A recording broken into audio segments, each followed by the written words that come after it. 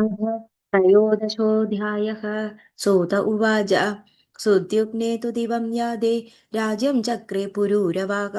सगुणश्च सुरूपश्च प्रजारञ्जनतत्परः प्रतिष्ठाने पुरे रम्ये राज्यं सर्वनमस्कृतं चकारधर्मधर्मज्ञः प्रजाररक्षणतत्परः मन्त्रस्सुगुप्तस्तस्यासीत् पत्रो परत्रो विज्ञदा सदा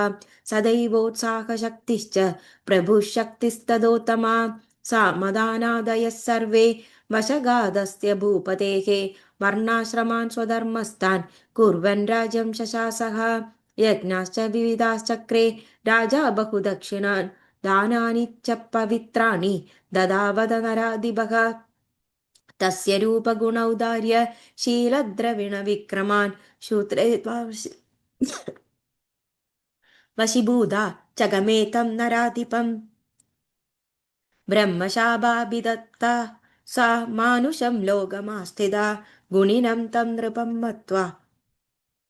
मरयामास मानिनी समयं चेदृशं कृत्वा स्थिता तत्र वराङ्गना एतावरबुरणकौ राजन् हस्तौ रक्षत्समानद कृतं मे भक्षणं नित्यं नान्यकिञ्चिन्नृपाशनं नेक्षे त्वां च महाराज नग्नमन्यत्र मैथुनात् भाषाबन्धस्त्वयं राजन् यदि भग्नो भविष्यति तदा त्यक्त्वा गमिष्यामि सत्यमेतद्ब्रमीम्यहम् अङ्गीकृतं च तद्राज्ञा कामिन्या भाषितं तु यद्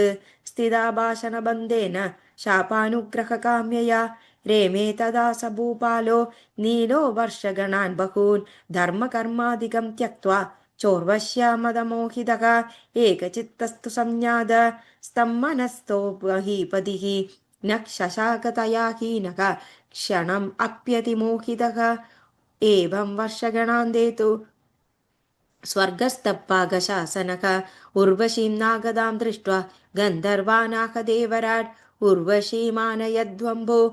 गन्धर्वा सर्व एव हि हृत्वोरण्णौ गृहातस्य भूपते समये किल उर्वशीरहितं स्थानं मदीयं नादिशोभदे येन केनाप्युपायेन तामानयद कामिनीम् इत्युक्तास्ते गन्धर्वा विश्वावसु पुरोगमाः ततो गत्वा महागाढे तमसि प्रत्युपस्थिते जगृतावुरणौ देवा रममालं विलोक्य तं चक्रन्दस्तु तदा तौ तु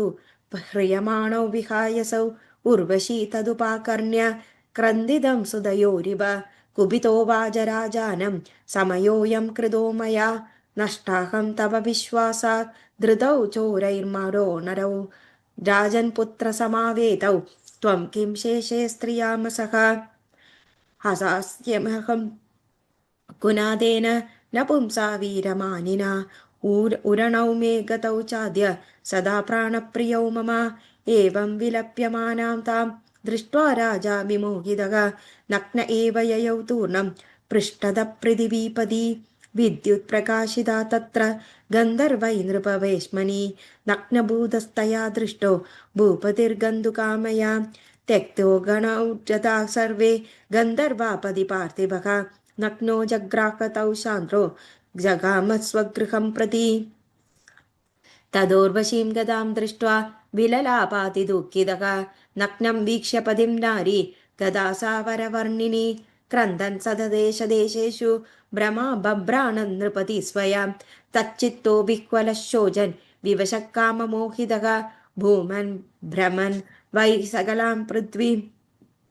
कुरुक्षेत्रददर्शतां दृष्ट्वा संहृष्टवदनः प्राहसूक्तं नृपोत्तमः अये जाये तिष्ठ तिष्ठ कोरेण त्यक्तुमर्हसि मां त्वं तन्त्वन्मनसा कान्दं वशगं चाप्यनागसम् सदेहोऽयं पतत्यत्र देवी दूरं हृदस्त्वया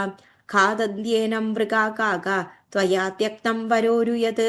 एवं विलपमानं तं राजानं प्राहचोर्वशी दुःखितं कृपणं शान्तं कामार्तं विवशं वृशम् उर्वशुवाच मूर्खोऽसि नृपशार्दूल ज्ञानं क्रदं गतं तव क्वाभिसख्यं न च स्त्रीणां मृगाणामिव पार्थिव न विश्वासो हि कर्तव्यः स्त्रीषु चौरेषु पार्थिवैः गृहं गच्छ सुखं भुक्ष्वा मा विषादे मनकृदाः इत्येवं बोधितो राजा न विभेदादिदमोहितः दुःखं च परमं प्राप्तः स्वैरिणी स्नेहयन्द्रितः सूत उवाच इति सर्वं समाख्यातम् उर्वशीचरितं महत्